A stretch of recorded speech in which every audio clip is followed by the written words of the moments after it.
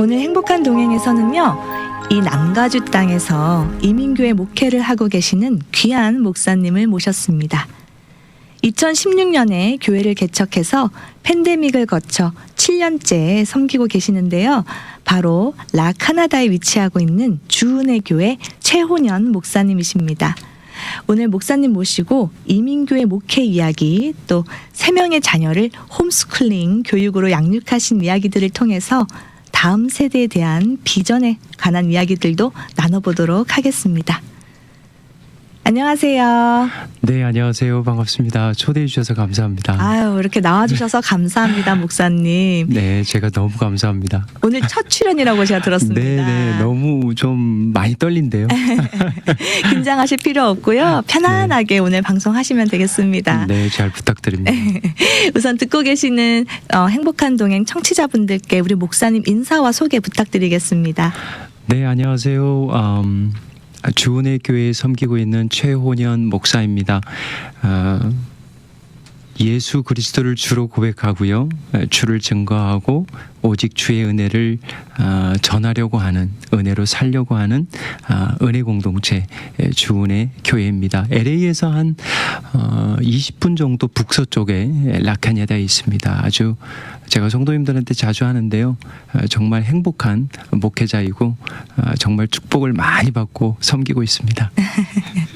궁금합니다. 아까 네. 저희 사전 미팅 할 때도요, 목사님께서 이 말씀을 하셨어요. 저는 정말 행복한 목회자입니다. 이렇게 말씀을 하셔서요, 오늘 더더욱 인터뷰가 기대가 됩니다. 우리 목사님 지금 주은혜 교회 말씀하시면서 은혜라는 단어를 굉장히 많이 쓰셨어요. 그래서 교회 이름이 주은혜구나 이런 생각이 들었는데요. 또 오늘 들으시는 분들 중에 주은혜 교회 좀 생소한데, 물론 또 같은 이름을 가진 교회가 몇 군데 있긴 하지만 라카나다에 위치하고 있는 주은혜 교회를 오늘 처음 들으시는 분들이 계실 수 있으니까 교회 소개를 좀 해주시면 좋을 것 같아요. 네, 주은혜 교회는 작은 교회다 보니까요, 아직은 작지만 믿음은 크고 기도는 크죠.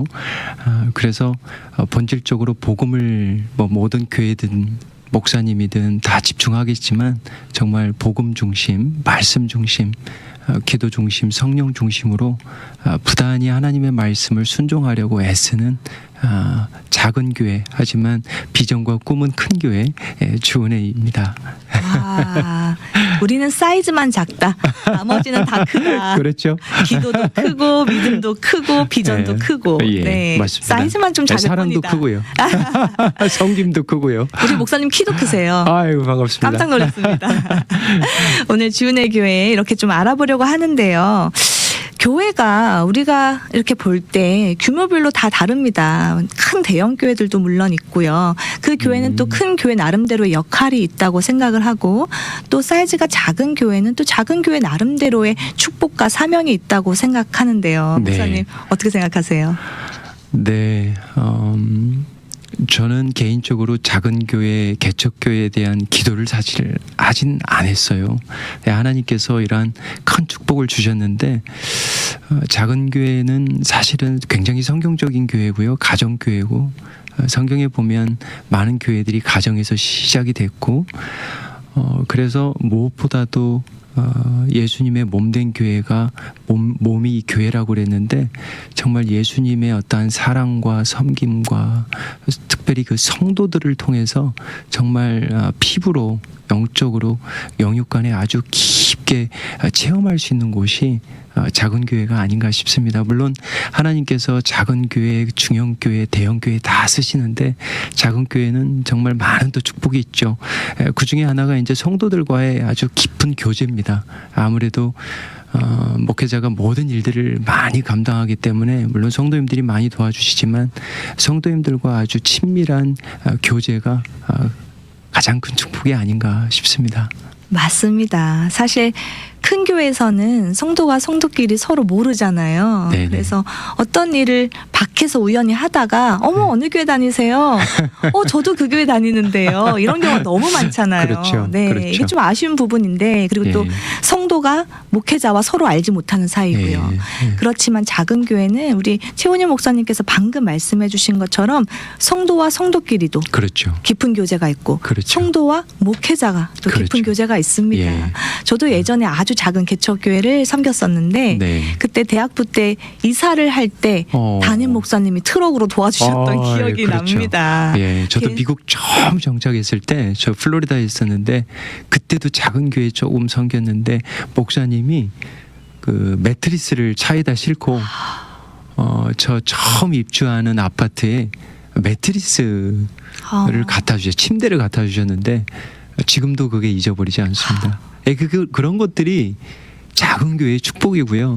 정말 평생에 저는 잊어버리질 못하는 거죠. 목사님이 침대를 차에 싣고 왔다. 이런 것들이 이제 축복인 거죠. 맞습니다. 저도 잊혀지지 않는 저도 잊혀지지 기억이거든요. 않죠. 네. 대형교회에서는 사실 기대할 수 없는 일 중에 하나고요. 네, 아쉽지만요. 네, 맞습니다. 주은혜 교회 지금 계속 말씀을 들으면서 더 궁금해지는데요. 현재 이 목회하고 계시는 주은혜 교회에서는 어떤 것에 집중을 많이 하시는지 궁금합니다. 네, 모든 교회들이 마찬가지겠지만 가장 중요한 건 말씀인 것 같아요. 저도 미국에서 이제 25년 정도 섬겼고요. 그리고 이민교회들을 이렇게 섬기면서 가정을 섬기면서 자녀들 양육하면서 사람의 힘으로는 안 되는구나. 교회는 예수님께서 세우신다고 하셨는데 그럼 예수님의 본질적인 방법은 무엇일까? 그 중에 하나가 말씀이더라고요.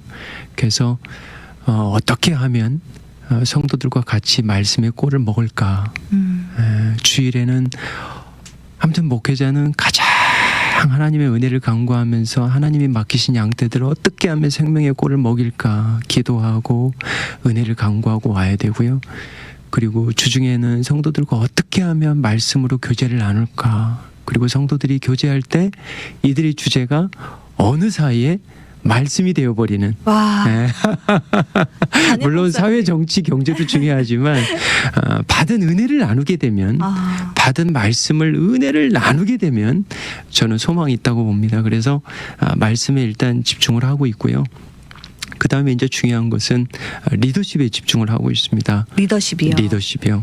그래서 교회 시작해서 지금까지 감사한 것은 리더를 양육하고 또 특별히 저와 말씀을 같이 사역하면서 지금까지도 리더들이 주중 성경 공부를 한 번 내지는 두 번을 계속하고 있어요. 와.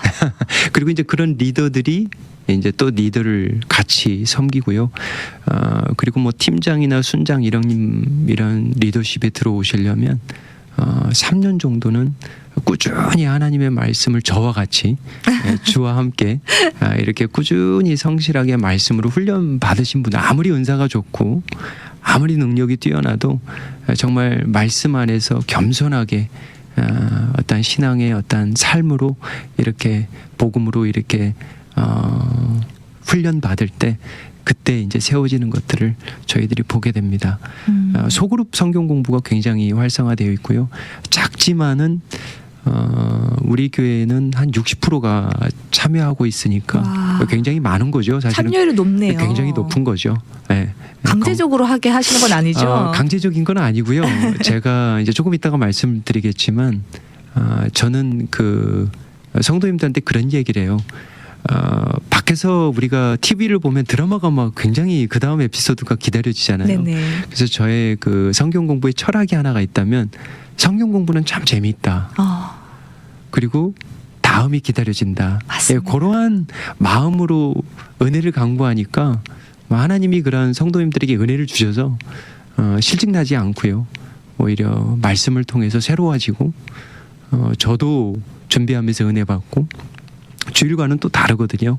예, 소그룹으로 뭐 줌으로도 하고 인퍼슨 대면으로도 할 수 있지만 아무튼 소그룹에 집중을 하고 있습니다. 그리고 우리 교회는 같이 아이들과 함께 아이들이 한 15에서 17명 정도 있는데요. 아이들과 함께 찬양 예배를 같이 드립니다. 예, 그러다 보니까 이 부모님들과 아이들이 서로 얼굴을 다 알아요. 이름도 알고요. 너무 좋네요. 그러니까 예를 들어서 뭐 외부에서 잠깐 방문자가 있다거나 새 가족을 등록하면 아이들이 박수를 제일 크게 치죠. 그러니까 뭐 같이 모이고 같이 먹고 같이 뒹굴고 하니까 가정 교회라고 보시면 될 것 같아요. 전형적인. 정말 성경적이다 이런 생각이 들고요. 초대교회 모습이 아닌가 이런 생각도 들었고요. 예. 또 얼마 전에 나오신 그 신학교 교수님께서 이제는 세대 통합 예배가 정말 필요하다. 연구를 통해서 이미 결과적으로 나왔다. 세대 통합 예배를 드리면 온 세대가 함께 예배를 드리면 그 아이들이 자라서도 네. 믿음이 더 건강하더라, 단단하더라 이런 연구 예. 결과를 말씀해 주셨습니다. 아유, 감사하네요. 이 아이들이 교회에 대해서 좋은 뭐 추억이라고 하면 좀 그렇겠지만 은혜를 받으면 그 부모님들이 자기를 쓰다듬어 주고 알아주고 이름을 불러주고 이런 것들이 아버지의 집과 같은 어머니 품과 같은 집이 돼야 되거든요. 근데 자칫 잘못하면 시끄럽다고 저리 가라고 그러고 언어가 다르다고 이렇게 소외하면 물론 그러진 않겠지만 아이들이 자칫 잘못하면 상처를 받을 수 있잖아요. 그래서 같이 예배는 시작하고 말씀은 잠깐 떨어져 있다가 또 같이 식사하고 가능하면 같이 주일에는 천국의 기쁨을 은혜를 함께 나누려고 애쓰고 있는 교회라고 볼 수 있겠습니다. 그래서 교회 어르신들이 그런 말씀 하시잖아요. 자녀는 어떻게 키워야 돼요? 너무 염려가 많은데 그럴 때 항상 하시는 말씀이 뭘 걱정해. 교회 마당에서 키우면 돼. 이런 말씀 많이 하셨거든요. 맞습니다. 네. 교회에서 자란 아이들은 절대 시험은 있겠지만 중간에 실패는 있겠지만 다시 돌아온다는 맞습니다. 부모님들의 지혜가 있습니다. 아멘입니다. 맞습니다. 맞습니다. 들으면서 더 기대가 되는데요. 아유, 별 말씀을요. 이 성경 공부, 소그룹 성경 공부가 우리 교회 핵심이다 이렇게 말씀하셨어요. 네. 성경 공부를 더 재밌어하고 기대하게 하는 것이 중요하다고 아까 말씀하셨거든요. 네네. 그것은 성경 공부가 공부에서만 끝나는 게 그렇죠. 아니라 네. 이게 이제 해본 사람, 네. 맛을 본 사람은 아는데 이게 말씀이 삶에 적용이 돼서 네. 말로만 듣고 글로만 봤던 그 성경에서 나오는 그 은혜가 내 삶에 임할 때 네. 그때 정말 이 쾌감이 있거든요. 그렇죠. 네. 네. 실질적으로 이 주은혜 교회 성도분들도 소그룹을 통한 그 성경 공부를 하면서 좀 삶의 변화들이 있지 않았을까? 예, 많이 있는데요. 한두 가지만 말씀을 드리면 최근에 저희들이 소그룹 성경 공부가 3반이 있었는데 기도하는 삶이라는 한 반과 그 다음에 요한계시록 2반을 했습니다. 네, 기도하는 삶을 통해서 저희들이 12주를 공부하면서 간증을 나중에 좀 들어볼 수 있었는데 한 분은 정말 기도의 핵심인 예수님이 가르쳐 주셨던 골방 기도가 회복이 됐다. 그래서 어느 때보다 예수님과의 관계가 신혼이다. 뭐 저도 들었지만 성도님들도 다 들었거든요. 네네. 교회에서 간증을 했으니까 이런 것을 보면 정말 감사하죠. 하나님 앞에 감사하고 정말 우리가 한 것은 없는데 말씀의 역사거든요. 이게 성령의 역사고 말씀이 우리의 심령 안에 뿌려지고 자라면 이게 바로 천국이고 이게 부흥이죠. 맞습니다. 우리의 마음 안에 하나님의 역사가 일어나는 것이 부흥이니까 이게 바로 부흥의 맛이 아닌가. 뭐 여러 가지 또 있지만 또 부부의 관계라든지 그리고 직장에서 정말 시험 드는 한 동료 직원이 있는데 항상 뚜껑이 열리게 하고 크리스찬으로서 정말 빛이 돼야 되는데 어둠으로 갈 수 있는 많은 유혹을 받는 그런 상황에 있는 한 자매님이 이런 말씀을 통해서 오히려 기도해야 되는구나. 오히려 그 성도를 축복하고 기도해야 되겠구나. 그러한 간증들도 듣고요. 아무튼 많이 있습니다. 뭐 계시록도 많이 있겠지만 이렇게 삶으로 변화되니까 본인들이 직접 체험을 하니까 결국은 말씀으로 와야 되겠구나. 결국은 말씀밖에 없구나. 어떤 인간의 힘이 아니고 정말 살아계신 하나님의 말씀밖에 없구나. 주님을 의지하는 자가 복이 있다. 그래서 그런 간증들을 종종 듣게 되고요. 대부분 성도들이 우리 교회 성도님들이 성경 공부를 참여하면 삶들이 이렇게 서로들 변한다고 이렇게 순모임이나 순장님들이 그런 얘기를 하시더라고요. 네네. 그래서 아까 말씀하시기를 우리 성도들은 모여서 말씀을 나누고 은혜를 나눈다. 그러면 좋다. 항상 그러진 않겠지만 그런 비전을 가지고 살아가고 있습니다. 그런 간증을 들을 때마다 우리 목사님 정말 뿌듯하시고 행복하시겠다. 그렇죠. 이런 생각이 듭니다. 그게 행복인 것 같아요. 맞습니다. 그게 마음에 정말 하나님이 주시는 평안이고요. 보람이죠. 물론 어려움들도 있지만 힘든 점도 있지만 한 영혼이 주님과 함께 가까이 가는 그런 모습들을 보면서 정말 힘들거든요. 이민자의 삶이. 근데 정말 아침에 일찍 일어나서 늦게 잠자리에 드는 이민자의 삶이지만 주님을 의지하면서 살아가는 그런 모습을 조금이라도 볼 수가 있다면 저는 정말 하나님 앞에 감사한 거죠. 말씀을 듣는 저도 행복해지는 것 아유, 같은데요. 감사합니다. 아까 그 예수님과의 나는 신혼이다. 네. 저는 그거를 하나님과의 찐사랑이라고 표현을 찐사랑이다. 하는데요. 네. 하나님과의 찐사랑을 회복했으면 뭐 끝난 거죠. 그렇죠. 저는 끝난 그렇게 거죠. 생각합니다. 맞습니다. 우리가 살면서 무슨 많은 시련 있죠. 어려움도 네. 있고 힘든 것도 있습니다. 네. 그렇지만 하나님과의 찐사랑을 회복하면 네. 그걸 당연히 이겨내고 넘어갈 수 있는 힘이 생기는 것 그렇죠. 같아요. 네. 와, 그런 성도분들이 가득하면 네. 그 교회는 참 파워풀하겠다. 예, 그래서 작지만 사랑은 크고요, 은혜도 큽니다. 아멘입니다. 지금 우리가 이민 목회 이야기만 했는데 시간이 네네. 반 이상이 갔어요. 그래서 다음 질문으로는 제가 알기로 우리 목사님 또 자녀가 3명 있는데 이 3명의 자녀를 다 홈스쿨링으로 양육하신 걸로 알고 있어요. 그런 동기가 있을까요?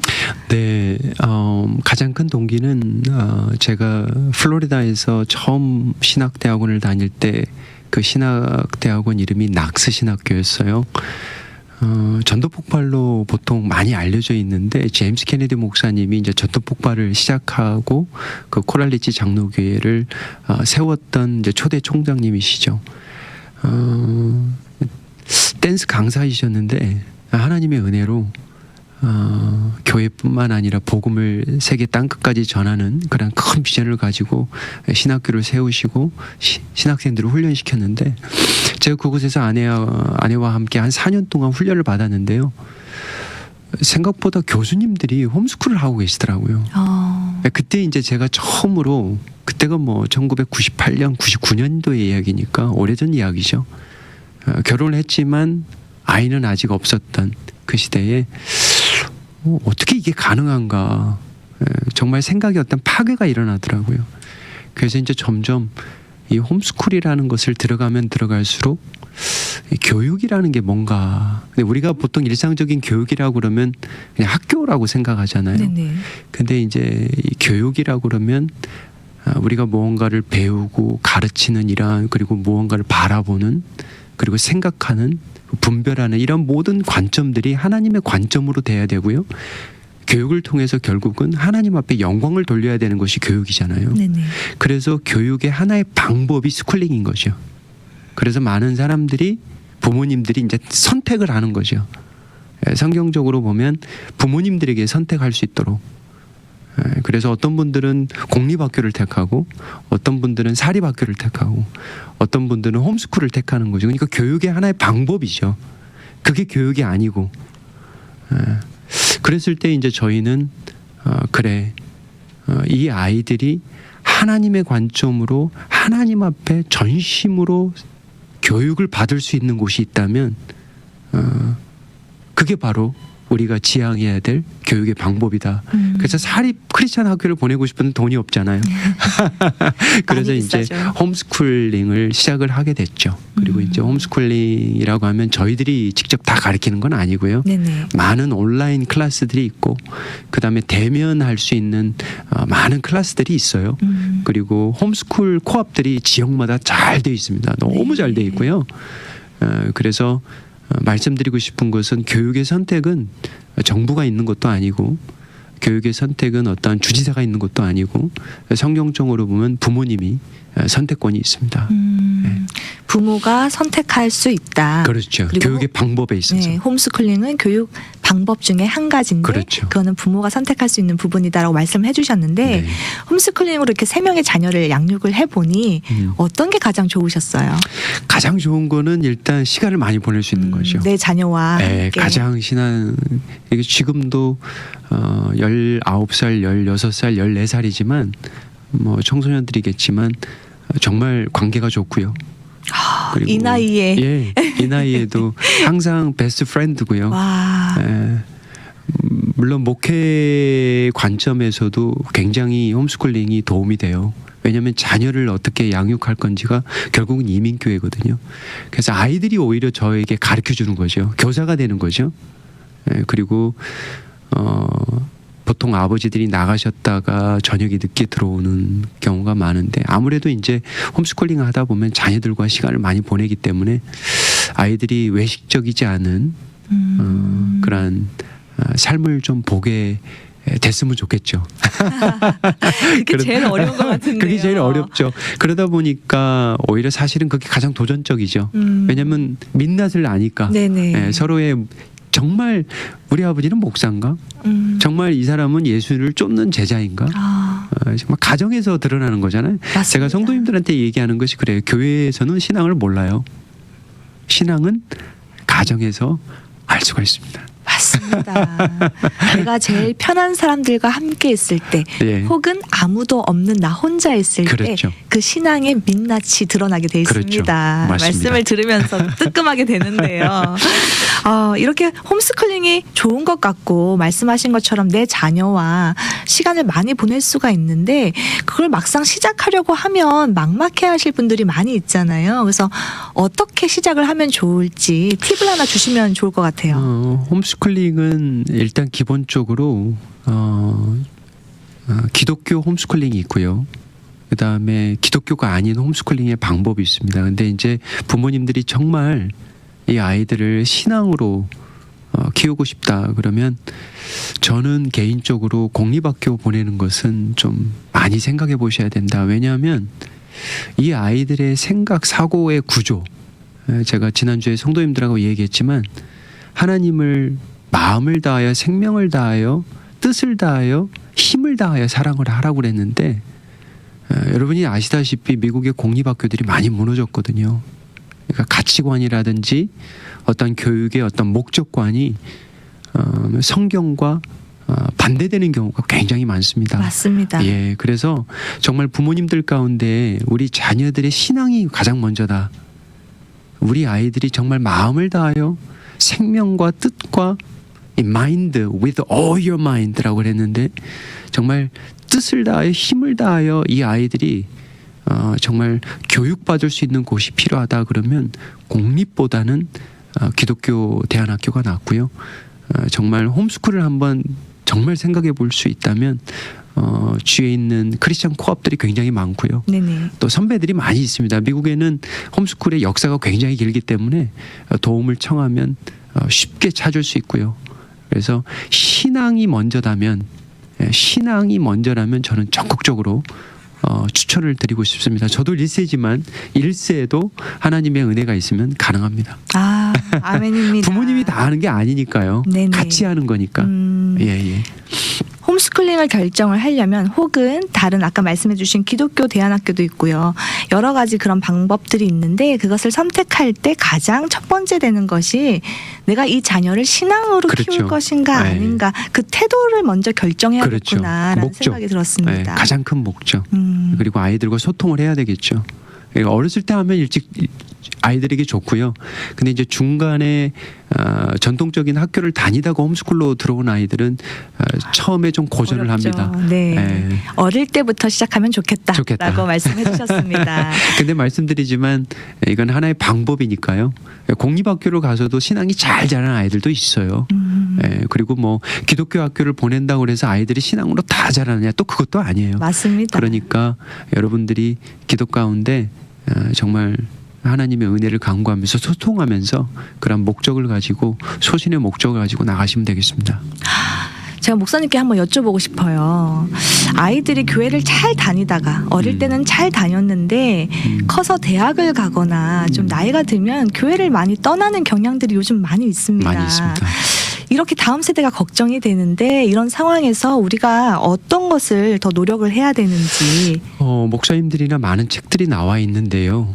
저는 이제 25년 이민교회를 섬기면서 그리고 홈스쿨링을 하면서 열매를 보게 되는데 제 친한 친구 미국 가정들을 한 10가정 정도 예를 들자면 친구인데 홈스쿨링의 특징 중에 축복 중에 하나가 학교를 일단 보내면 부모를 모르잖아요. 네네. 근데 홈스쿨링 하면 부모들하고 아주 친한 친구가 됩니다.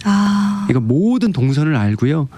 이 아이들이 어디에서 노는지 누구와 친구하는지 부모를 아니까 일단 이런 것들은 엄청난 플러스입니다. 네네. 그래서 결론적으로 말씀드리면 이 아이들이 그러니까 제 친한 친구들 예를 들어서 미국의 10가정들이 어떻게 아이들을 키우냐면 일단 학교를 기독교 학교를 목적으로 둡니다. 그리고 이 아이들이 크게 입시에 대해서 고민을 가지 않습니다. 그러니까 치열한 어떤 그런 것들을 준비하지 아니하고 신앙을 준비하고 그리고 인근 지역에 있는 이런 기독교 대학을 보내고 자기가 하나님으로부터 받은 은사를 받고 나가는 거죠. 그리고 나서 중요한 것은 대학교 때부터 지교회를 섬겨요. 이게 다른 거죠. 그러니까 제가 말씀드렸는데 성도님들에게 많은 경우 우리 아이들이 대학교 가면 서바이벌 하는 거거든요. 생존하기도 힘들어요. 제가 칼리지 페스트하고 최근에 이야기를 했는데 미국 전역이 1%래요. 1%래요. 너무 적죠. 근데 그 아이들이 가서 신앙생활 잘해라. 하나님 잘 섬겨라. 이게 쉽지 않죠. 쉽지 않은 거죠. 현실하고 맞지 않는 거죠.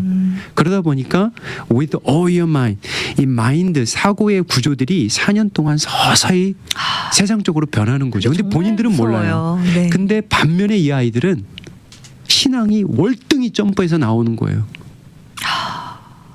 이런 것들이 지금 제가 친한 친구의 10가정의 열매를 보고 그러니까 이 아이들은 교회를 떠나지 않더라고요. 그리고 교회를 섬기고요. 그러니까 교회가 왕성해지는 거죠. 이런 것들이 제가 이제 보게 되는 하나의 이민교회와 왜 미국 교회 이런 건강한 교회 이 아이들이 몰려올까 이런 것들이 신앙을 중심으로 했기 때문에 학교 랭킹이나 잡이 먼저가 아니고 신앙을 중심으로 했기 때문에 아이들이 교회를 당연히 돌아오는 그러한 것들을 제가 경험하게 됩니다. 네, 말씀 감사합니다. 처음부터 끝까지 시종일관 부모가 아이들을 위해서 어떤 목적을 선택할 것이냐 이게 중요하다는 말씀을 해주셨어요. 오늘 저희가 한번 돌이켜 봐야 할 문제인 것 같습니다. 내가 내 자녀를 교육하는 데 있어서 어떤 목적과 동기를 추구하면서 이 아이에게 어떤 길을 내어줄까? 그렇죠. 그 부분을 우리가 오늘 결정해야겠다. 예. 이런 말씀을 해주셨습니다. 맞습니다. 오늘은요 주은의 교회에서 열심히 목회하고 계시는 최훈현 목사님과 함께했습니다. 성경 공부를 통해서 성도들의 삶이 변화되고 또 홈스쿨링으로 자녀들의 올바른 신앙교육 또 양육을 통해서 다음 세대가 변화되기를 바라면서요. 오늘도 하나님의 은혜를 간구하는 주은의 교회 최훈현 목사님의 사역을 응원하면서 오늘의 인터뷰 여기서 마치도록 하겠습니다. 오늘 나와주셔서 감사합니다. 네, 감사합니다.